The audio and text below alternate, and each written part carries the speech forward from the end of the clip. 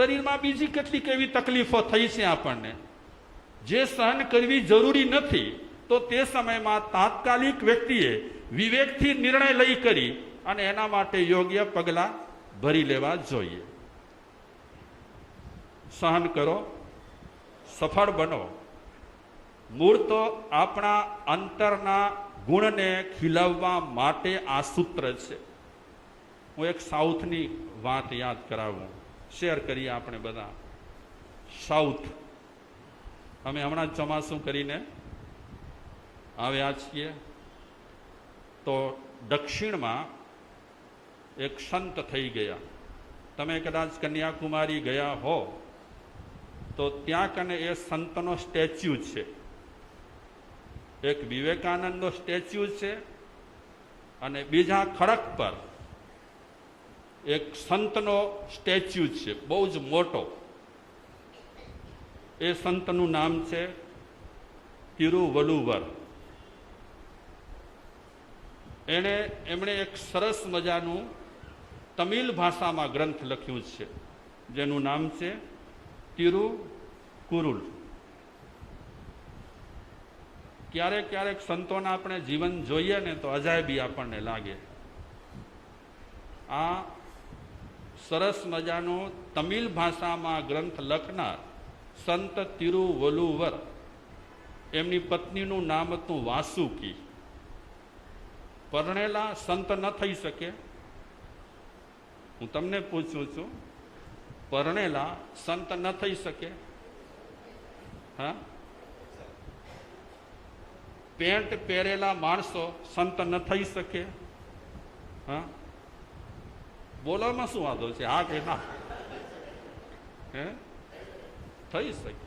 વસ્ત્રો સાથે સંતત્વને કાંઈ લાગતું વળગતું નથી. આ વસ્ત્રમાં પણ શેતાનિયત હોઈ શકે અને ગ્રહસ્થના વસ્ત્રમાં સંતત્વ હોઈ શકે. વસ્ત્રો સાથે બહુ નથી. આ તો યુનિફોર્મ છે. અમારા એક મિત્ર હતા, ઓશોના ચાહક. અમે અવારનવાર એની સાથે સત્સંગ કરતા, તો એ કહેતા કે આ વસ્ત્ર મને બહુ ગમે છે, આ વસ્ત્ર મને બહુ ગમે છે. મહારાજ શ્રી, તમે જ્યારે વિદાય લેશો ને ત્યારે અમારો જે ઓશોનો ગ્રુપ છે ને, એ તમને આ વસ્ત્રો અમે બધા લોકો પહેરી કરી અને વિદાય આપીશું. તો જે દિવસે અમે વિદાય લીધી એના ઘરેથી, ત્યારે ઓશોના જે અનુયાયીઓ ભેગા થયા હતા, બધા સફેદ વસ્ત્રમાં આવી રીતે લુંગી ને પછેડી પહેરીને અમને વિદાય આપી. મજા આવી ગઈ. તો ઠીક. સંત તિરુવલુવર, એનું પત્નીનું નામ હતું વાસુકી, અને વણકરનો ધંધો કરતા હતા, એટલે ગ્રહસ્થ હતા. ગ્રહસ્થ જો સરસ રીતે જીવન જીવે તો સાધુ બની શકે છે, અને સાધુ જો સરસ રીતે ન જીવન જીવે, સરસ રીતે જીવન ન જીવે, તો એ ગ્રસ્ત કરતા પણ બદતર બની શકે છે. અને આ દાખલા એવા તમારી નજર સામે છે, સૌની નજર સામે છે. પરોપકારના કામ કરતા સંત તિરુવલુવર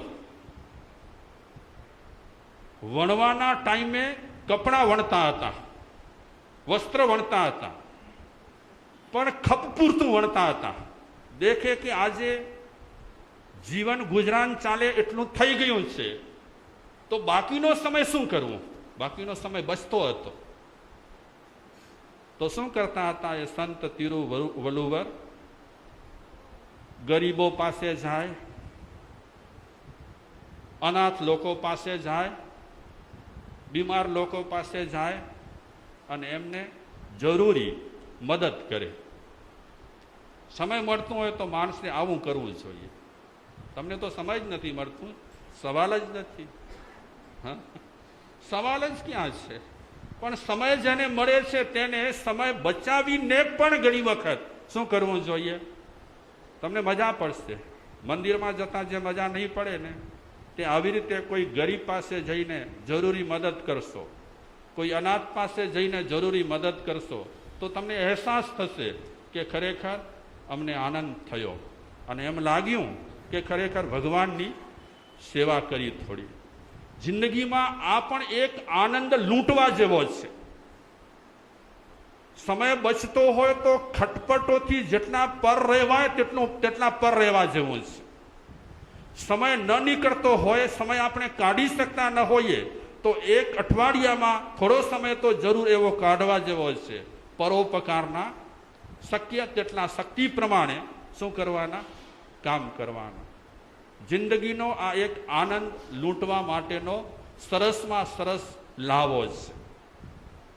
મોક્ષ તો જ્યારે મળશે ત્યારે મળશે, પણ મોક્ષનો એક અહેસાસ, અનુભવ આવી સારી પ્રવૃત્તિ કરવાથી આપણને થશે. તો સંત તિરુવલ્લુવર ગરીબોની સેવા કરતા, જરૂરી લોકોને મદદ કરતા, પરિસ્થિતિ માણસની કેવી છે એના પર જવાનું નથી. અંદરથી માણસને ભાવ કેવા છે એના પરથી માણસ સારા કામ કરતો હોય છે. ઘણી વખત પૈસા ઓછા હોય. આ સંત તિરુવલ્લુવર પાસે કઈ પૈસા ન હતા. થોડું વણી લેતા હતા, થોડું વેચી લેતા હતા અને ગુજરાન ચલાવતા હતા. એમાંથી પૈસા બચે તે બીજા માટે વાપરતા હતા. એવું થોડું છે કે પૈસા જેની પાસે હોય તે જ બધું કરી શકે. ઓછા પૈસાવાળા વ્યક્તિ પણ સારા કામ કરી શકે છે.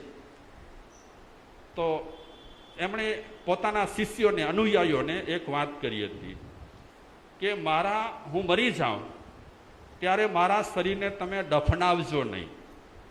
હું મરી જાઉં ત્યારે મારા શરીરને તમે દહન પણ ન કરજો. જેવા શરીરમાંથી પ્રાણ નીકળે મારા શરીરને તમે જંગલમાં ફેંકી દેજો. એમણે પોતાના અનુયાયીઓને, ચાહક વર્ગને આ ખાસ સંદેશો આપ્યો હતો. એવા એ સંત તિરુવલ્લુવર બહુ જ શાંત પ્રકૃતિના હતા, ઘણા જ. અને લોકોમાં એમની ચર્ચાઓ થતી હતી કે આ સંત એવા રહેલા છે કે વ્યક્તિ એને ગમે તેટલો છંછેડે તો પણ ક્યારે એ ગુસ્સે થતા નથી, સહન કરી લે છે. ઘણી ચર્ચાઓ થતી એમના વિષયમાં. તો એક વખતે કેટલાક યુવાનો એ સંત તિરુવલ્લુવરની ચર્ચા કરતા હતા કે લોકો શું કામ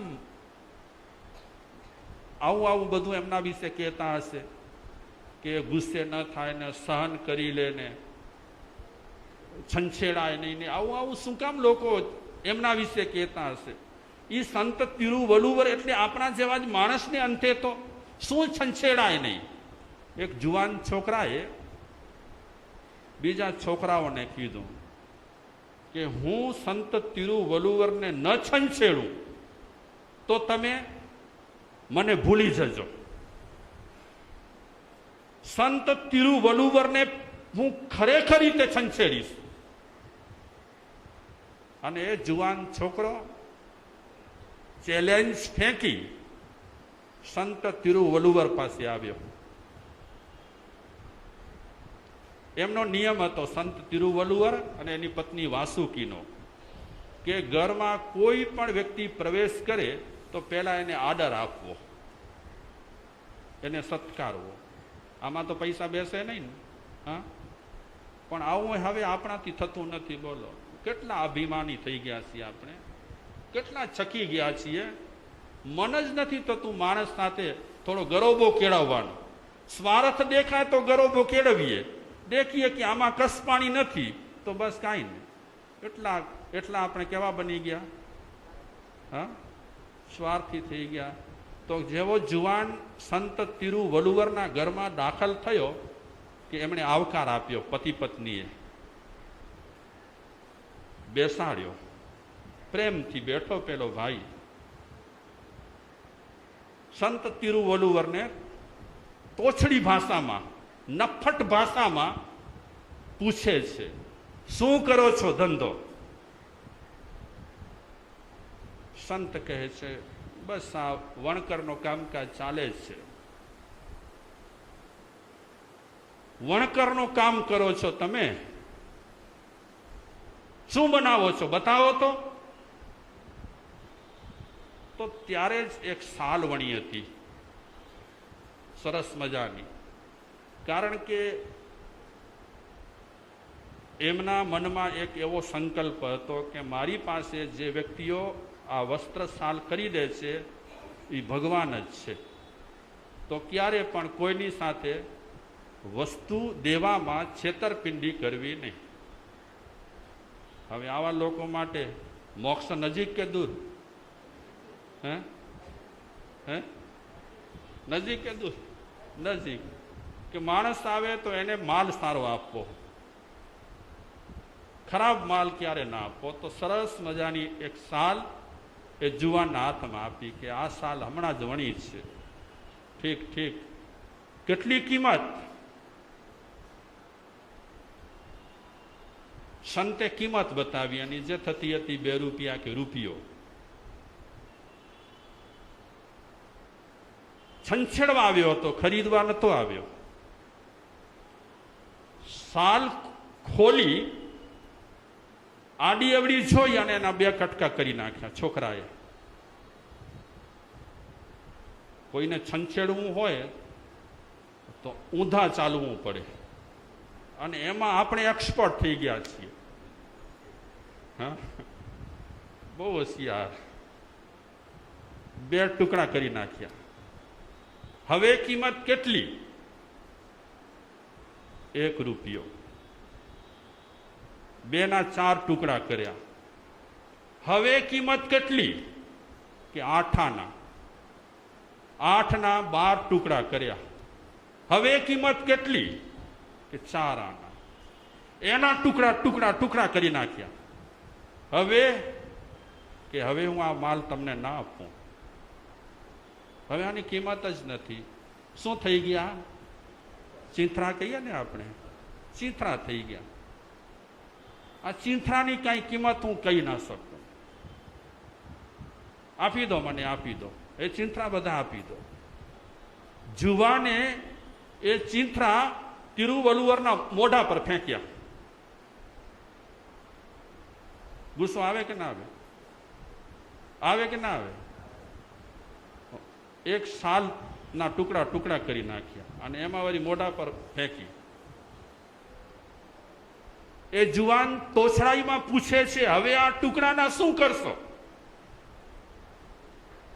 સંત તિરુવલ્લુવર કહે છે, જ્યારે ટાઈમ હશે ને ત્યારે ફરીને હું શાલ બનાવીશ અને 8 આનામાં વેચીશ. હવે એનો પૂરો ભાવ નહીં, સાંધી સાંધીને તૈયાર કરીશ, અથવા તો હું મારા માટે વાપરીશ. કાંઈ વાંધો નહીં ભાઈ. જુવાન પરડી ગયો. શું કર્યું સંત તિરુવલ્લુવરે? સહન કર્યું, સહન કર્યું, સહન કર્યું. ગુસ્સો ઉપસ્થિત થાય એવું પૂરું વાતાવરણ સર્જ્યું હતું, તે છતાં પણ જરા માત્ર ગુસ્સો નહીં. ઓહો, આવા આપણે થઈ જઈએ તો? કોણ કહે છે 5મા આરામાં શાંતિ નથી મળતી? કોણ કહે છે? આપણે અત્યારે અશાંતિ ભોગવી રહ્યા છીએ. કોના પાપે ભોગવી રહ્યા છીએ? હા, શેના કારણે આપણને અત્યારે અશાંતિ મળી રહી છે? કોઈ કારણરૂપ નથી. આપણે જાતે અશાંતિ ઊભી કરી છે. મહાપુરુષો કહે છે કે આ રસ્તે તમે ચાલો અને તમને અશાંતિ મળે, સંભવ જ નથી. મારે રસ્તે ચાલ્યા પછી કોઈને અશાંતિ મળી હોય એ બિલકુલ વાત બરાબર નથી. પણ મારે રસ્તે તમે ચાલતા નથી અને તમે તમારી વગાડે રાખો છો ને તમને શું ખપે છે? ને શાંતિ ખપે છે. શાંતિ નહીં મળે. लड्डू भी खाना और उधर भी जाना. किधर? उधर. નહીં બને. હું હોઉં કે તમે હો, જે નિયમ છે શાંતિનો, એ શાંતિના નિયમ પ્રમાણે આપણે કાર્ય કરીશું તો શાંતિ મળશે. સંત તિરુવલ્લુવરની આ દશા જોઈ પેલો જુવાન પીગળી ગયો કે ખરેખર હું આવ્યો હતો એમને છંછેડવા. કેમ ઉશ્કેરાટ આવે અને કેમ જેમ તેમ બોલે, પણ આ તો એકદમ અને એ સંત તિરુવરુવરના ચરણમાં પડ્યો, પગ પકડ્યા, માફી માંગી, વાત કરી કે હું તમને છંછેડવા જ આ બધું કર્યું, માફ કરજો, નુકસાની કરી, લ્યો આ 2 રૂપિયા. સંત તિરુવલુવર કહે છે, શેના 2 રૂપિયા? ઘણા માણસો છે ને બહુ જ સ્વાવલંબી હોય, ઘણા માણસો બહુ સ્વાવલંબી હોય અને આત્મગૌરવ જાળવતા હોય પોતાનો. માણસ બન્યા પછી આપણે આપણો ગૌરવ ન જાળવીએ તો આ જિંદગી શું કામની? હા, મફતનું મળે તો જ્યાં ત્યાં દોડી જવાનું, અપમાનિત થવાનું, જરા પણ આત્મગૌરવ ન હોય. આત્મગૌરવ વગરનો માણસ ના પાડે છે તિરુવલુવર, 2 રૂપિયા શેના બાપા? હા, તું સાલ લે તો હું પૈસા લઉં. અને એ દિવસથી એ છોકરો સંત તિરુવલુવરનો શિષ્ય બન્યો. સહન કરે તો માણસને ફાયદા થાય.